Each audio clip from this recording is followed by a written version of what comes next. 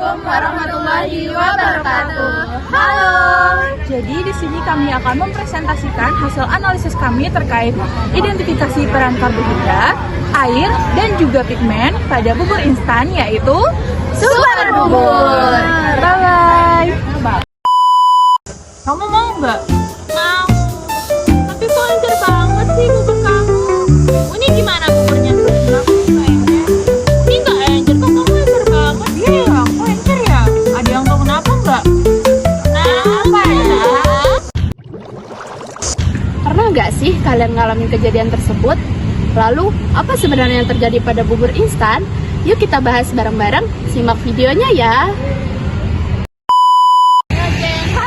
Oke, yang pertama yaitu komponen kadar air. Jadi, kita sudah mengetahui kalau air itu sangat berperan penting dalam kehidupannya. Sama juga dengan bagaimana komponen kadar airnya di dalam bubur instan. Yang dimana kadar air ini sangat menentukan bagaimana tekstur terhadap bubur instan. Jadi kadar air ini dia itu menentukan bagaimana tekstur, bagaimana rasa, dan bagaimana daya tahan simpan bahan pangan, terutama pada bubur instan ini yang sedang kita analisis. Dan selanjutnya, di mana dalam proses kadar air ini terdapat dua tahapan, yaitu tahapan rehidrasi, tahapan gelatinasi yang saya akan jelaskan sekarang, yaitu dan juga ada tahapan di mana saya akan menjelaskan bagaimana pengaruh aktivitas air pada bubur instan. Selanjutnya itu yang pertama, yaitu pada proses bubur instan ada namanya proses rehidrasi, yang dimana saat air ditambahkan di dalam bahan bubur instan, maka air ini akan diserap oleh bahan kering di dalam bubur instan, sehingga bubur instan akan kembali mempunyai tekstur yang lembut. Dan yang kedua yaitu pada proses gelatinasi pati, yaitu di mana proses gelatinasi pati ini air panas itu dia akan berfungsi sebagai pengembang. Dia akan mengembangkan bahan kering yang ada di dalam bubur instan, lalu sehingga bahan kering ini akan mengembang dan memberikan tekstur yang khas, yaitu tekstur yang lembut pada bubur. Dan selanjutnya yaitu saya akan menjelaskan tentang bagaimana aktivitas air. Aktivitas air ini, jika dia semakin tinggi, jika dia akan semakin tinggi, maka akan menyebabkan bubur instan mudah tumbuh mikroba di dalam bubur instan tersebut, dan bubur instan akan cepat rusak. Dan jika aktivitas airnya terlalu rendah, maka tekstur pada bubur instan ini akan menjadi lebih keras.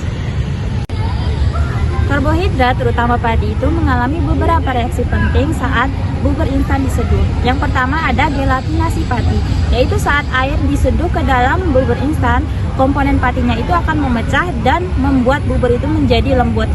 Kedua ada reaksi retrogradasi, yaitu saat bubur instan itu mendingin dan teksturnya itu berubah menjadi agak keras karena komponen patinya itu menyusun kembali.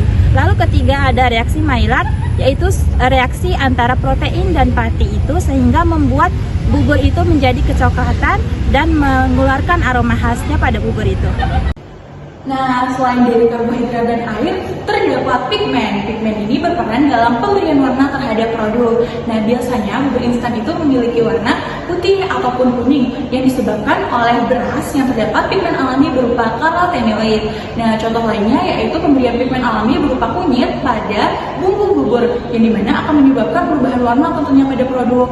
Nah, pigmen ini juga dipengaruhi oleh beberapa faktor seperti suhu. Ketika suatu suhu itu terlalu tinggi, maka akan menyebabkan pigmen tersebut memudar. Kemudian yang kedua adalah pH.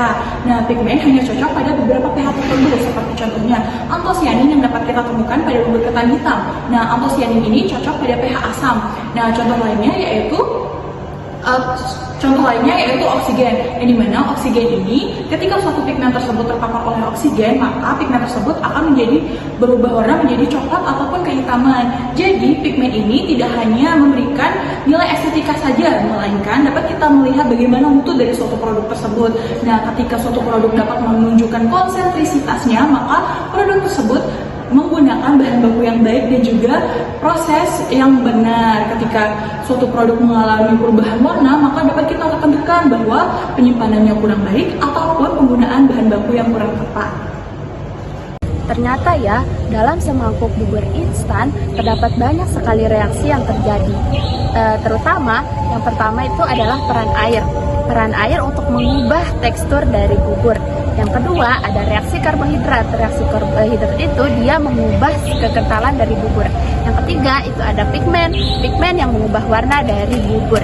Jadi kalian itu nggak cuma nyeduh si bubur ini, tapi kalian juga sedang melakukan eksperimen kecil. Baik, sekian dari kami. Kurang lebihnya mohon maaf. Wassalamualaikum.